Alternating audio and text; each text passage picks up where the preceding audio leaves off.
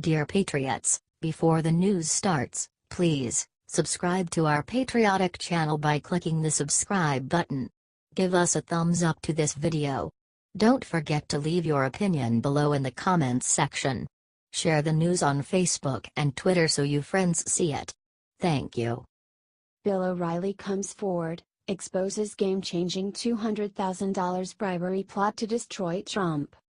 Bill O'Reilly is, thankfully, one of President Trump's strongest supporters and is one longtime friend who has not tried to score points or get famous by attacking Trump. But he knows they are out there, people who would do anything to take down or severely damage President Trump. The left will literally stop at nothing in their quixotic quest to take down Trump and his presidency.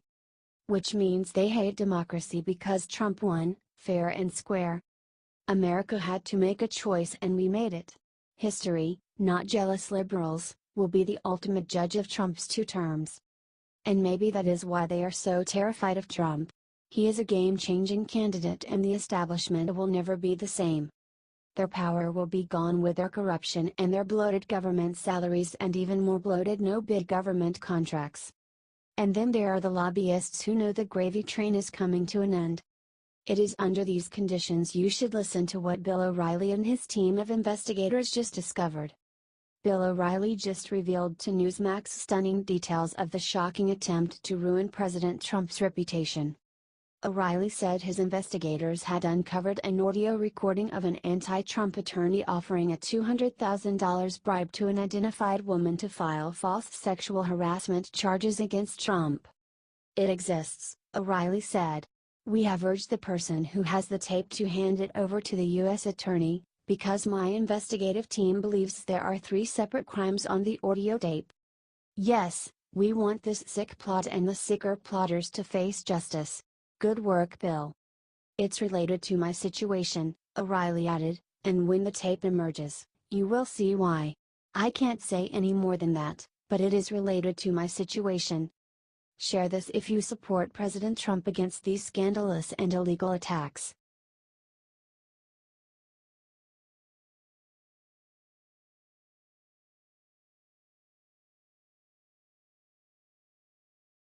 Trump physically attacked by protester, but his response will make Americans proud. Donald Trump was attacked today by a man named Ryan Clayton, according to CNN. But Trump didn't even give the protester a second thought. Trump is treason. The man yelled as Trump walked down a hall on Capitol Hill. Why is Congress talking about tax cuts when they should be talking about treason? During the nonsense tirade, Clayton hurled a handful of Russian flags directly at the president. Despite nearly getting hit, Trump didn't even flinch. Trump kept walking forward, ignoring the insane man, which is absolutely the correct thing to do. He even gave a casual thumbs up to the press. Trump has been remarkably good at fending off these accusations of Russian collusion.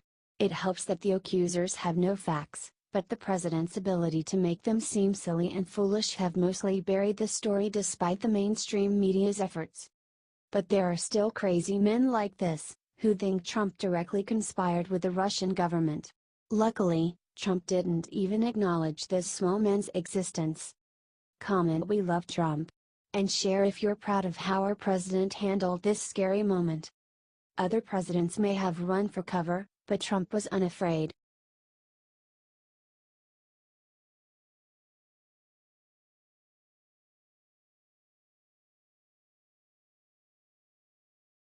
Sarah Sanders sets internet on fire with brutal forward response to Jeff Flake's resignation speech attacking Trump. Jeff Flake just shook up the political world and announced he will not seek re-election. Flake has been a far too frequent critic of President Trump and Trump decided to do something about it. He got firmly behind his primary challenger, Kelly Ward, who has relentlessly attacked Flake for what he has done to Trump and has seen her numbers skyrocket while Flake's fell off a cliff. So today, not really having any choice because he will lose, Flake announced he will not run for re-election. But the manner in which he announced his resignation was uncalled for and a bit obnoxious. Of course he ripped Trump from the Senate floor when he made his announcement. Flake actually said this on the Senate floor about the sitting President of the United States of America. reckless, outrageous, and undignified behavior has become excused as telling it like it is when it is actually just reckless, outrageous, and undignified. And when such behavior emanates from the top of our government, it is something else. It is dangerous to a democracy. Wow, he sounds like Nancy Pelosi, doesn't he? He continued. None of these appalling features of our current politics should ever be regarded as normal. We must never allow ourselves to lapse into thinking that is just the way things are now. If we simply become inured to this condition, thinking that it's just politics as usual, then heaven help us. Flake went on and continued to hammer at Trump in his sky is falling way and blame him for basically everything wrong in America. Most senators, including John McCain and Bob Corker, rose and gave Jeff a standing ovation, although we aren't sure if they were cheering his resignation or his Trump bashing. The media of course descended on White House Press Secretary Sarah Sanders demanding a reply from Trump. She said she hadn't spoken to Trump about the big resignation and then glared into the cameras and finished off the carcass that is Jeff Flake's political career with a brutal one-liner. Based on the lack of support that he has from the people of Arizona, it's probably a good move. Probably a good move, the absolute perfect four-word response: classy, funny, on point, and above all brutally honest. Good job, Sarah. Jeff Flake's political career is over. Trump won again.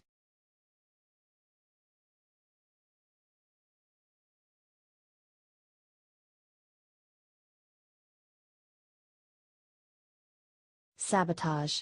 After latest attack, Sarah Sanders gives media quote they did not want to print. As press secretary for Donald Trump, Sarah Huckabee Sanders has faced her fair share of media hostility. Lately, however, she's never been attacked more. So she's striking back in a hilarious way. "I've never been attacked more, questioned more," Sanders said during a panel held by George Washington University. "I was called a liar by a major network in an official statement. I've been called outrageous things on air, and it goes unquestioned, no pushback. I do think that there is a greater sense of hostility that I've seen in this administration than in previous, and I think that you see them reflected in the numbers, in the coverage," said Sanders. If you compare that to the first 9 months of the Obama administration, it was 40 to 60, so for people to pretend like there isn't a greater sense of hostility toward this administration, I think, would be to ignore real facts. This tirade against the press forced the Washington Post to fact-check the statement. Their findings were probably hard to swallow for the liberal paper. 93% of the coverage, of Trump, was negative and 7% positive, they conceded. Indeed, studies have shown overwhelmingly negative coverage of Trump in the mainstream media. This is a masterclass in media trolling. The media have to report on Sanders, so she's using them to wage war against themselves. Sarah Sanders knows exactly what she's doing, and she's doing it really well. Comment well played and share if you love Sarah Sanders' rustiness. She learned from the best, and now she is the best defender of the president.